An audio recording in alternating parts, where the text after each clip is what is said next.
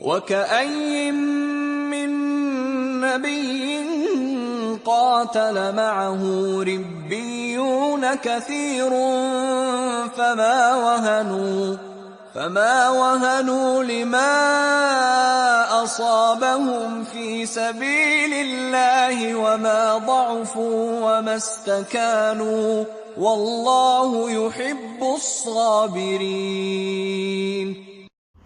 The Jews, the Christians, and the hypocrites among the Arab countries are planning to overthrow Iran, a true state Islamic country that upholds Al-Quran and Sunnah.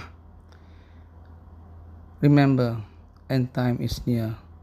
The coming of Dajjal, Prophet Isa salam, and Imam Mahdi, a clear sign of end time. May Allah protect us from the evil of Dajjal, inshallah.